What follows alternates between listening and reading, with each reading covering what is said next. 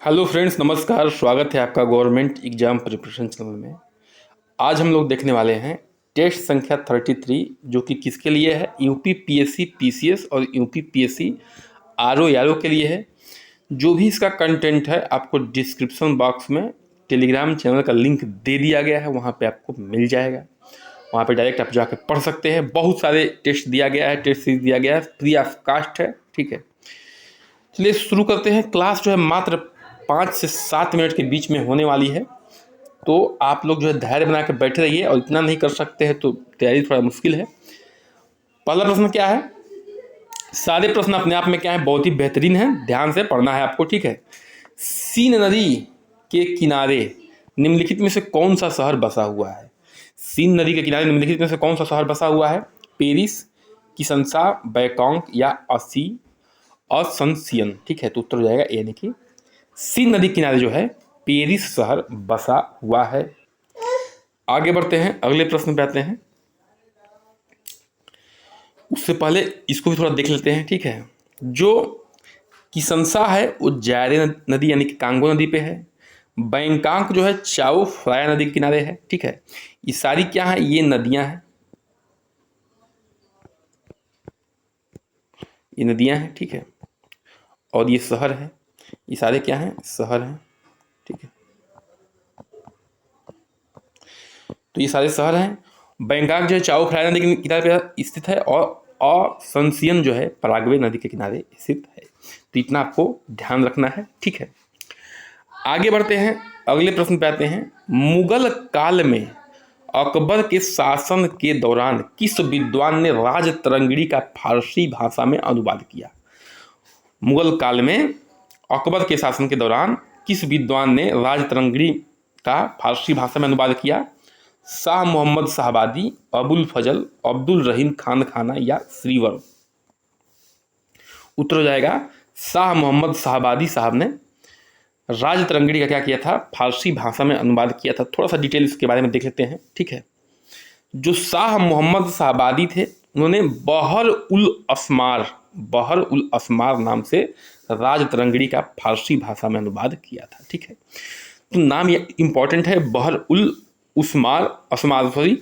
और किसका अनुवाद हुआ था फारसी भाषा में? तो हुआ था राजतरंगिणी का, ठीक है। प्रश्न संख्या 3 पे आते हैं। निम्नलिखित शासकों में भारत सबसे पहले कौन आया? ठीक है, जो भी शासक दिए हैं उनमें भारत जो है सबसे पहले कौन आया था? चंगेज खान आया था, मोहम्मद गजनवी आया था, मोहम्मद गोरी आया था या तैमूर आया था? तो जो इसका उत्तर हो जाएगा वो हो जाएगा आपका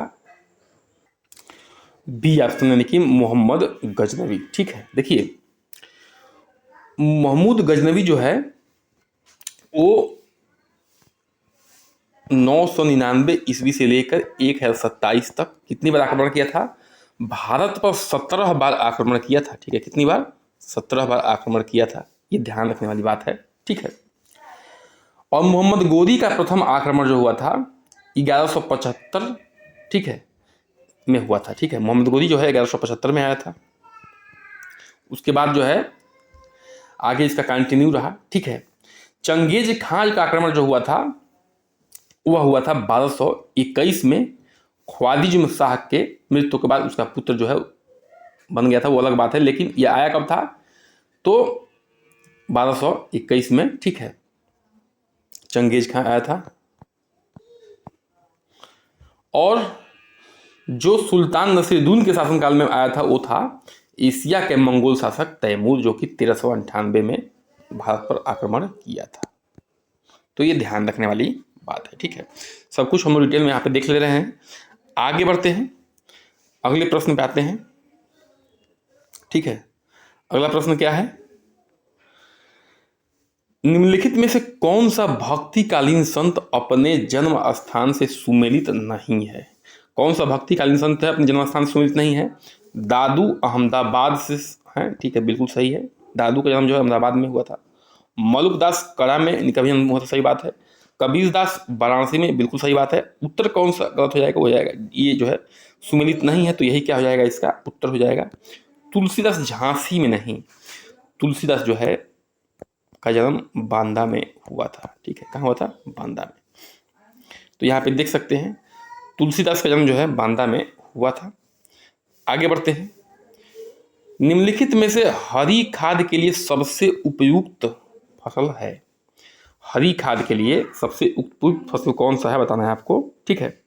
सनई तथा उड़द है, मूंग तथा ढैंचा है, उपरोक्त सभी है, इनमें से कोई नहीं, तो उत्तर जाएगा सी, उपरोक्त सभी, यानी कि सनई, उड़द, मूंग और ढैंचा सभी क्या है, हरी खाद के उदाहरण है, ठीक है। हरी खादों में ये आते हैं, तो इसको ध्यान देना है आपको। आगे बढ़ते हैं, प्रश्न संख्या 6 पे आते हैं। मच्छर भगाने वाली दवाइयों में निम्नलिखित में से किस रसायन का प्रयोग किया जाता है। मच्छर भगाने वाली दवाइयों में निम्नलिखित में से किस रसायन का प्रयोग करते हैं। आट्रोपिन, पाइरेथीरिन, एथिलीन, बेंजीन, हेक्साक्लोरोफिन। उत्तर हो जाएगा आपका पाइरेथीरिन।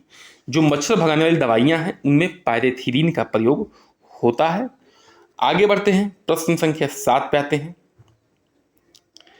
निम्नलिखित में से कौन सा ट्रांजिस्टर का महत्वपूर्ण भाग है। क्या है, ट्रांजिस्टर का महत्वपूर्ण भाग है, आपको बताना है। ट्रांजिस्टर मतलब क्या होता है, रेडियो। क्या होता है, रेडियो, ठीक है। आर्सेनिक है, जर्मेनियम है, ओस्मियम है या रेडियम है, तो उत्तर हो जाएगा बी। ये क्या है, जर्मेनियम है, ठीक है। देखिए, जर्मेनियम और सिलिकॉन क्या है, जर्मेनियम और सिलिकॉन क्या है, ये एक तरह से है सेमी कंडक्टर। क्या है, ये दोनों क्या है, सेमी कंडक्टर।